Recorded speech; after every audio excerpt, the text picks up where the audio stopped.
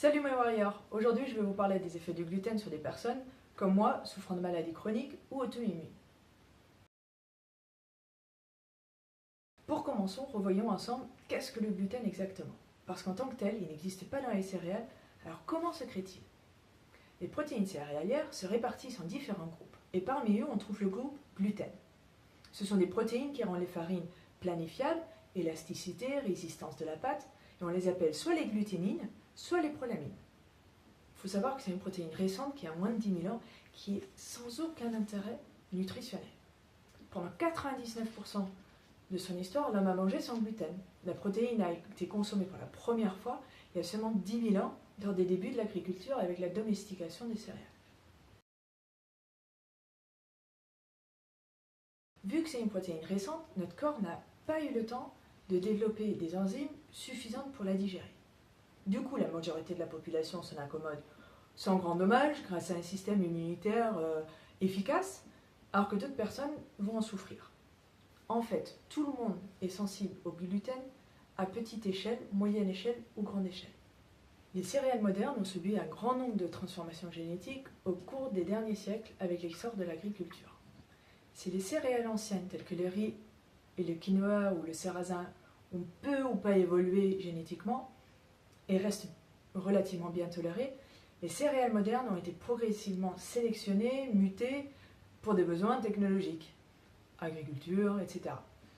C'est le cas du blé, de l'orge, du seigle, mais aussi du maïs et de l'avoine. Exemple concret, les blés originels comptaient 14 chromosomes, alors que les blés actuels en comptent 42. Chez l'homme, l'ajout d'un seul chromosome a des effets incommensurables, par exemple la trisomie 21. Alors imaginez ce qui peut se passer en multipliant un patrimoine génétique par 3. Et bien c'est ce qu'ils ont fait avec le blé. Au fur et à mesure des années, notre alimentation s'enrichit en gluten. Pain, pâtes, viennoiseries, plats préparés et plein d'autres produits contiennent des traces de blé. Le secteur de la boulangerie est emblématique, avec l'utilisation de farine de blé de plus en plus enrichie en gluten. Et comme si ça ne suffisait pas, ils en rajoutent. Grâce à leur importante capacité d'absorption de l'eau, les pains ainsi obtenus sont plus moelleux, plus gonflés, s'émiettent moins.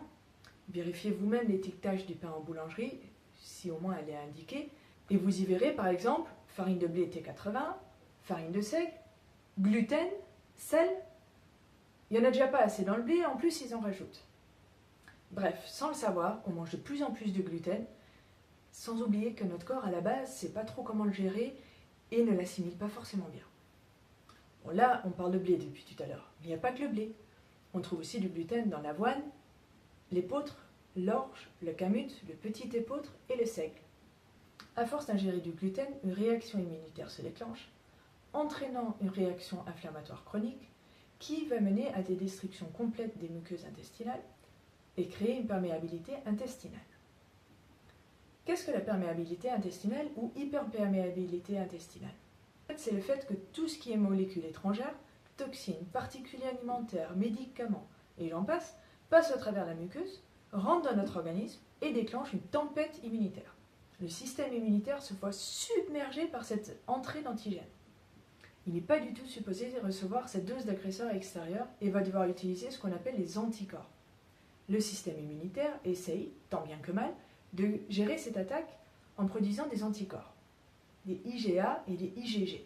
Ce sont des noms bizarres, mais bien connus des malades de Lyme et ou des malades chroniques ou auto-immunes. Ce qui va engendrer soit une inflammation chronique, soit un problème auto-immune.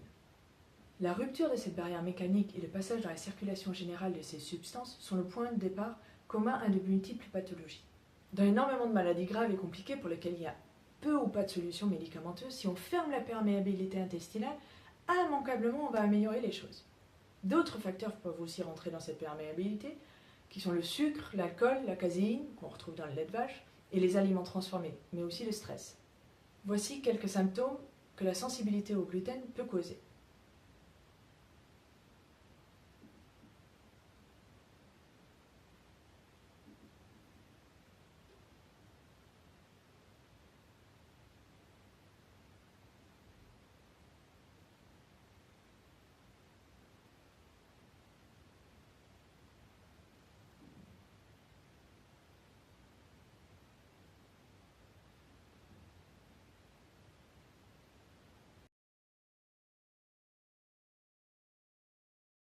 Le système immunitaire déjà occupé à gérer l'attaque due au gluten a moins de force pour combattre les autres bactéries et ou virus. Du fait de la porosité, ceux-ci peuvent passer partout et circuler dans tout l'organisme. C'est probablement ce qui s'est passé pour moi.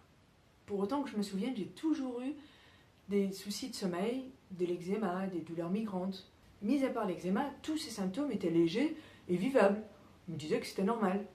Après ma piqûre en 2013, mon système immunitaire, probablement déjà occupé à gérer les soucis avec le gluten, tant bien que mal, depuis probablement déjà 30 ans, s'est retrouvé confronté à une invasion de bactéries. Borrelia, Ehrlichia, Chlamydia pneumoniae et Epstein-Barr virus. Du coup, mon corps s'est retrouvé obligé de gérer une multitude d'agressions de toutes parts. Totalement affaibli et ne sachant plus se défendre, un grand nombre de symptômes ont commencé. Pour ceux qui suivent soit mon blog, soit sur Insta, ou qui me connaissent, vous savez que j'en ai eu un paquet. 42 en tout en fait. Malgré le fait que des médecins ou des personnes me disent que je dois arrêter le gluten, j'avoue ne pas l'avoir fait au début. Car je ne voyais pas l'intérêt. On ne m'a pas expliqué exactement les conséquences sur mon corps, sur mon organisme, ce que ça provoquait à l'intérieur, et pourquoi le fait d'arrêter me permettrait d'aller mieux. On m'a juste dit d'arrêter. Jusqu'au jour où une malade de Lyme m'a envoyé un message suite à un nouveau post sur mon blog pas très positif. Elle m'a dit qu'elle n'avait plus de symptômes, qu'elle avait pu donner son sang, et tout ça grâce à une alimentation, pour elle paléo, et sans gluten notamment. C'est là que je me suis intéressée aux conséquences du gluten sur mon organisme, et au mode paléo que j'ai décidé de tester pendant quelques semaines pour voir si ça fonctionnait. Aujourd'hui, grâce notamment au sans gluten, mon corps peut se concentrer à combattre la maladie de Lyme.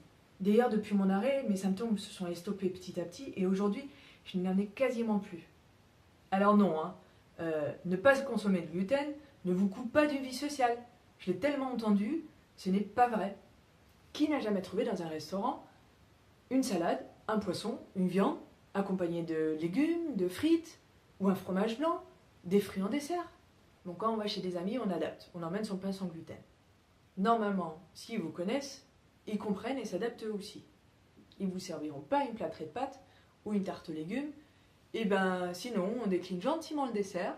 Ça en moins sur les hanches, il faut voir le bon côté des choses. Moi, j'ai justement voulu vous faire cette vidéo pour vous expliquer pourquoi, quand on a une maladie chronique ou auto-immune, le fait d'arrêter le gluten peut vous guérir ou tout simplement au moins vous permettre d'aller mieux. Sans vous dire de juste arrêter le gluten. Parce que tout le monde le fait sans trop donner d'explications. Et franchement, c'est pas comme ça qu'on avance.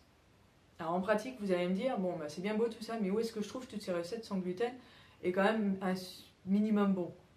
Alors franchement, il y a plein d'Instagrammeurs que vous pouvez suivre, sans gluten, paléo, et juste ne serait-ce que sainement, et après on adapte les recettes. Vous les trouverez en bas dans les hashtags, et vraiment allez voir ce qu'ils font parce que c'est vraiment super, et on peut très bien manger, vraiment se régaler avec des recettes simples. Oui, il faut cuisiner parce qu'on ne mange plus de plats tout préparés, mais franchement, on se régale, quoi.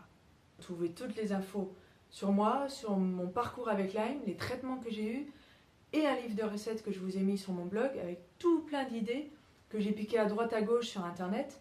Alors, elles sont sans gluten, sans lactose et sans sucre. Le lien s'affiche en bas ainsi que dans la description. Et puis, moi, je vous dis à très vite. Bye bye mes warriors!